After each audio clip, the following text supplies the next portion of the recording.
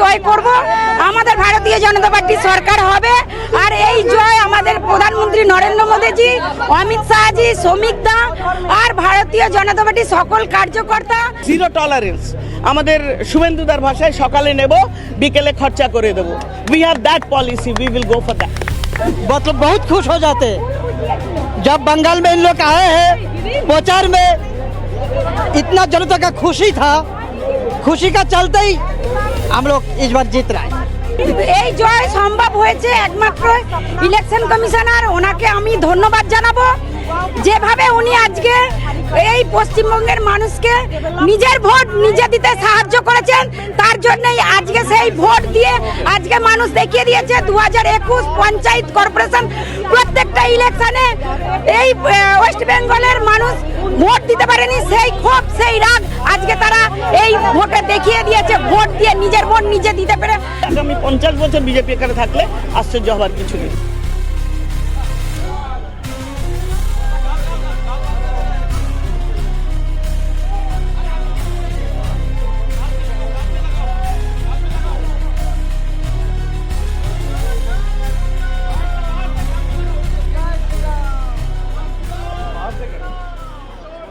কি বলবেন? লাড্ডু খাওয়াচ্ছেন? लाडू हमारा गुरुजी है, हमारा दल का नेता है, वरेण्य विश्व नेता है। इनको देख के हम लोग मतलब बहुत खुश हो जाते जब बंगाल में इन लोग आए हैं। प्रचार में इतना जनता का खुशी था, खुशी का चलते ही हम लोग इस बार जीत रहे हैं। কি বলবেন এই জয়, মানে যেভাবে ট্রেন্ড দেখা যাচ্ছে একের পর এক বিজেপি এগিয়ে যাচ্ছে সিটে? একদম আমাদের অমিত শাহজি বলেছিলেন 170, কিন্তু এর আগে যখন বলেছিলেন ইসবার 200 পার, এবারে আমরা বুঝতে পারছি ইসবার 200 পার আমরা জয় করব, আমাদের ভারতীয় জনতা পার্টি সরকার হবে।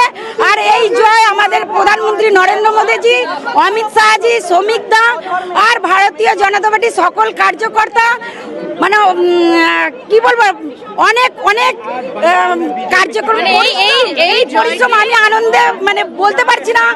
আমরা যেভাবে আজকে পরিশ্রম করেছি তার ফল আজকে সাধারণ মানুষ দেখছে, এবং এখানের ওয়েস্ট বেঙ্গলে সাধারণ মানুষ বুঝে গেছিল যে এই টিএমসি সরকার মানুষকে ভুল বোঝাচ্ছে, এসআরআই এর নিয়ে তাদের এই জয় সম্ভব হলো কিভাবে? এই জয়টা এই জয় সম্ভব হয়েছে একমাত্র ইলেকশন কমিশনার, ওনাকে আমি ধন্যবাদ জানাবো। যেভাবে উনি আজকে এই পশ্চিমবঙ্গের মানুষকে নিজের ভোট নিজে দিতে সাহায্য করেছেন, তার জন্যই আজকে সেই ভোট দিয়ে আজকে মানুষ দেখিয়ে দিয়েছে 2021 পঞ্চায়েত কর্পোরেশন প্রত্যেকটা ইলেকশনে এই ওয়েস্ট বেঙ্গলের মানুষ ভোট দিতে পারেনি, সেই ক্ষোভ সেই রাগ আজকে তারা এই ভোটে দেখিয়ে দিয়েছে। ভোট দিয়ে নিজের ভোট নিজে দিতে পেরে আজকে এখানের মানুষ খুশি, এবং কোথায় ভোটটা দিয়েছে সেটাও আজকে দেখিয়ে দিয়েছে। কি বলবো, মানুষের জয়, সত্যের জয় এবং সুশাসন পাবে এই আশা করে আজকে মানুষ 92% 93% ভোট দিয়ে বিজেপি সরকার গড়েছে। আর এই ল্যান্ডস্লাইড ভিক্টরি আনএক্সপেক্টেড, আমরাও আশা করিনি যে আমরা এই পরিমাণ সিট এত ভোট পাবো। সেই জায়গায় আজকে যে গেরুয়া ঝড় পশ্চিমবঙ্গে, যেটা আমাদের বিরোধীরা কল্পনাও করেনি, সেইখানে দাঁড়িয়ে মানুষ জনতা জনার্দন বাংলা বিজেপিকে এনেছে একটা বড় আশা নিয়ে।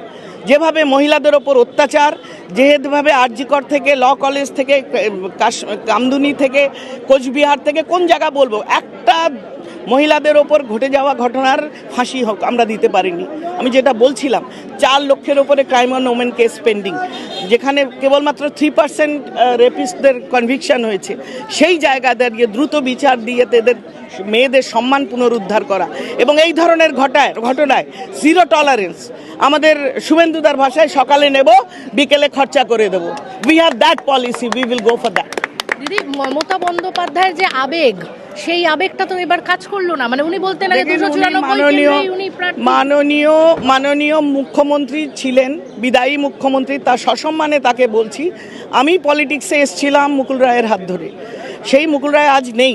উনি আমাকে একবার কথায় কথায় বলেছিলেন যে যেদিন ওর ক্ষমতা থাকবে না সেই দিনটার জন্য আমি অপেক্ষা করছি। কারণ সেই দিন ও পাগলের মতো লাঠি হাতে রাস্তায় রাস্তায় ছুটে বেড়াবে। আমি সেই দিনের অপেক্ষা করছি, সেই দিন এসে গেছে, কিন্তু সেই দিন এসে উনি গেছে। বলেছিলেন এবারে 2026-টা আসন পাবে।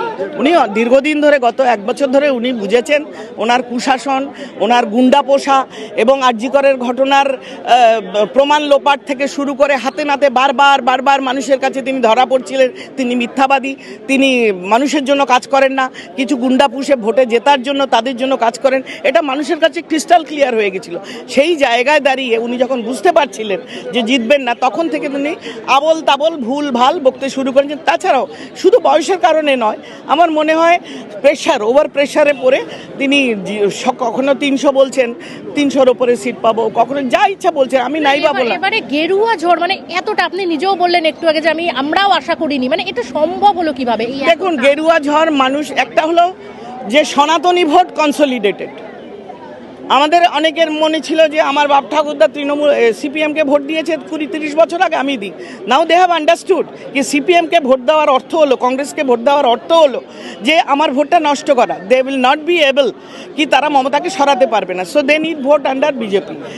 কে কোন দল করে, কে কোন পোস্টে আছে ছেড়ে দিয়ে সমস্ত সনাতনী সুশাসনের জন্য, মেয়েদের ওপর ঘটে যাওয়া অত্যাচারদের জন্য, যুবকদের অন্য রাজ্য পরিযায়ী থেকে রাজ্যে ফিরে আনার জন্য, রাজ্যের যে ইকোনমি তলানিতে লোন সেইটা ফিরিয়ে আনার জন্য, বাংলার ভবিষ্যতের জন্য, আমার ভবিষ্যৎ প্রজন্মের জন্য, আমার নাতি নাতনির জন্য এবার বাংলায় ভোট হয়েছে।